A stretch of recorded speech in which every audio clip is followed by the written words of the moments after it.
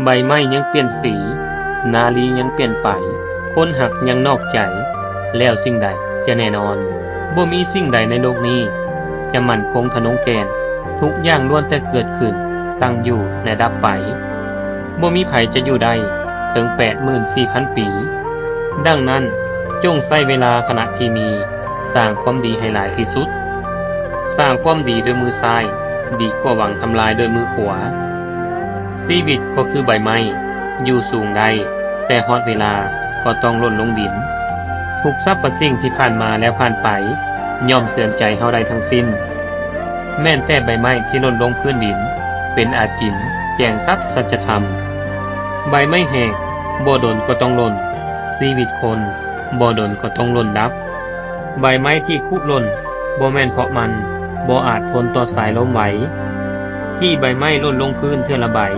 บ่แม่นเพราะลำต้นดึงมันไว้บ่ดีที่ใบไม้ทุกใบคุหล่นลงนั้นเพราะโลกมีเหตุผลให้มันเป็นแบบนี้การตั้งอยู่และดับไปมันต้องมีวันเวลาเท่านั้นที่กำหนดมันดังนั้นจงจำไว้ว่าต้นไม้งามบ่ได้มีเฉพาะสีเขียวความสำเร็จของคนเฮาก็บ่แม่นว่าต้องเป็นสิ่งเดียวกับคนอื่นขอเจริญพร